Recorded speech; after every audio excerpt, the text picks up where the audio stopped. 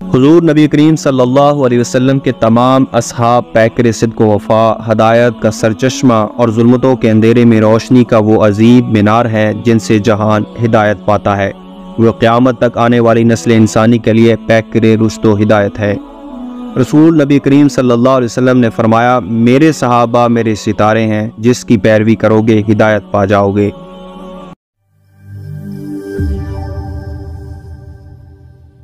حضرت عثمان رضی اللہ تعالی عنہ کو اللہ جل شانہ نے عظیم صفات سے متصف فرما کر صحابہ میں ممتاز فرمایا، جو انہی کا حصہ ہے۔ حیا کا ایسا پیکر تھے کہ فرشتے بھی آپ سے حیا کرتے تھے۔ آپ عشرہ مبشرہ میں سے ہیں جن کو رسول صلی اللہ علیہ وسلم نے دنیا میں جنت کی بشارت دی۔ حضرت حسان بن عطیہ رضی اللہ تعالیٰ عنہ بیان کرتے ہیں کہ حضور نبی کریم صلی اللہ علیہ وسلم نے فرمایا کہ اے عثمان، اللہ جل شانہ نے تمہارے اگلے اور تمہارے پچھلے کام بخش دیے، اور وہ کام جو تم نے پوشیدہ کیے اور جو تم نے ظاہر کیے، اور وہ جو قیامت تک ہونے والے ہیں۔ ایام جاہلیت میں بھی آپ کا خاندان غیر معمولی وجاہت و حشمت کا حامل تھا۔ امیہ بن عبد الشمس کی نسبت سے آپ کا خاندان بنو امیہ کہلاتا ہے۔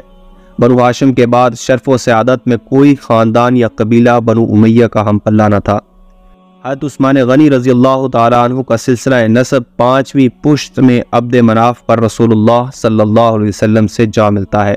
حضرت عثمان کی نانی رسول کریم صلی اللہ علیہ وسلم کی سگی پھوپھی ہیں۔ اس رشتے سے آپ رسول اللہ صلی اللہ علیہ وسلم کے قریبی رشتہ دار تھے۔ آپ کی ولادت عام الفیل سے 6 سال ہوئی۔ رسول اللہ صلی اللہ علیہ وسلم کے اعلان نبوت کے بعد آپ چوتھے شخص ہیں جس نے اسلام قبول کیا۔ رسول کریم صلی اللہ علیہ وسلم نے اپنی صاحبزادی حضرت سیدہ رقیہ کا نکاح آپ کے ساتھ کر دیا۔ پھر حضرت عثمان اور حضرت رقیہ نے مکہ سے حبشہ ہجرت فرمائی۔ حضرت رقیہ کے انتقال کے بعد رسول اللہ صلی اللہ علیہ وسلم نے اپنی دوسری صاحبزادی حضرت سیدہ ام کلثوم رضی اللہ تعالی عنہا کو حضرت عثمان غنی کے نکاح میں دے دیا۔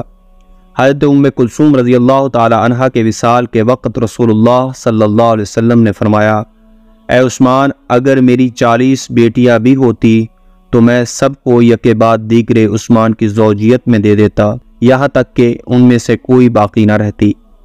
حضرت مرہ بن کعب رضی اللہ تعالیٰ عنہ بیان کرتے ہیں کہ ایک دن رسول کریم صلی اللہ علیہ وسلم نے فتنوں کا بیان کیا۔ اس وقت ایک شخص کپڑا اوڑے ہوئے گزرا۔ آپ صلی اللہ علیہ وسلم نے فرمایا، یہ شخص اس دن یعنی فتنوں کے دور میں ہدایت پر ہوگا۔ میں نے جا کر دیکھا تو وہ شخص حضرت عثمان غنی رضی اللہ تعالیٰ عنہ تھے۔ حضرت عثمان غنی رضی اللہ تعالیٰ عنہ کے 12 سالہ دور خلافت میں اسلامی سلطنت کا دائرہ وسیع ہوتا گیا۔ آذربائیجان، آرمینیا، طرابلس، الجزائر اور مراکش فتح ہوئے۔ 28 ہجری میں 12 روم میں شام کے قریب قبرص جو بحری جنگ کے ذریعے فتح کیا۔ 30 ہجری میں طبرستان، 33 ہجری میں قسطنطنیہ سے متصل مردور، تالستان اور جوزجان فتح ہوئے۔ فتوحات کا یہ سلسلہ حضرت عثمان غنی رضی اللہ تعالیٰ عنہ کی شہادت کے بعد تعطل کا شکار ہو گیا۔ حضرت عثمان غنی رضی اللہ تعالیٰ عنہ کے دور خلافت کے اخیر حصے میں فتنوں اور سازشوں نے سر اٹھا لیا۔ کابل سے مراکش تک مفتوحہ علاقوں میں مختلف مذاہب کے ماننے والے سینکڑوں اقوام آباد تھیں۔ فطری طور پر مسلمانوں کے خلاف انتقامی جذبات ان میں موجود تھے۔ نتیجتاً مسلمانوں کے خلاف سازشوں کا جال بچھایا گیا جس میں یہودی اور مجوسی پیش تھے۔ اسی سازش کے نتیجے میں بصرہ، کوفہ اور مصر سے تقریباً 2000 فتنہ برداز باغی اپنے مطالبات منوانے کے لیے حاجیوں کی وضع میں مدینہ پہنچے۔ حضرت عثمان غنی رضی اللہ تعالیٰ عنہ کے مکان کا محاصرہ کر لیا جو 40 روز تک جاری رہا۔ باغیوں کے محاصرہ کے دوران آپ رضی اللہ تعالیٰ عنہ نے اپنے گھر کے دریچہ سے ظاہر ہو کر ان ناعاقبت اندیش باغیوں کو تنبیہ کی، مگر ان کی عقلیں معوف اور ضمیر مردہ ہو چکے تھے۔ اسی سازش کے نتیجہ میں خلیفہ وقت سیدنا عثمان رضی اللہ تعالیٰ عنہ کے گھر کا محاصرہ کر لیا گیا، اور وہ بھی ایسے وقت میں کہ اکثر صحابہ اکرام رضوان اللہ علیہم اجمعین اور عام مسلمان بغرض حج مکہ مکرمہ میں تھے۔ سیدنا عثمان رضی اللہ تعالیٰ عنہ کو خلافت سے دستبردار ہونے کو کہا گیا، مگر بحکم نبی صلی اللہ علیہ وسلم آپ رضی اللہ تعالیٰ عنہ نے یہ مطالبہ رد کر دیا، اور 40 دن بھوکے پیاسے روزہ کی حالت میں ان باغیوں کے محاصرہ میں اپنے گھر میں ہی مقید رہے، دن رات نماز اور تلاوت قرآن میں مشغول رہے، اور بالآخر 18 ذی الحج 35 ہجری کو دوران تلاوت شہید کر دیے گئے۔ انا للہ و انا الیہ راجعون۔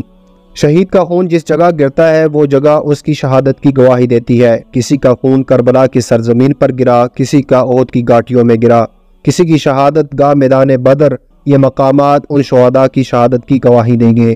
لیکن اے عثمان غنی، تمہارے خون کی عظمتوں کو سلام کہ قرآن کے اوراق پر گرا، اور قیامت کے دن قرآن کریم کے اوراق آپ کی شہادت کی گواہی دیں گے۔ روز محشر ہر شخص اس حال میں اٹھایا جائے گا جیسا کہ اپنی موت کے وقت وہ دنیا سے گیا۔ کوئی احرام باندھے ہوئے اٹھے گا، کوئی سجدہ کرتے ہوئے۔ آپ کی عظمتوں کو سلام کہ روز محشر آپ قرآن پڑھتے ہوئے اٹھیں گے۔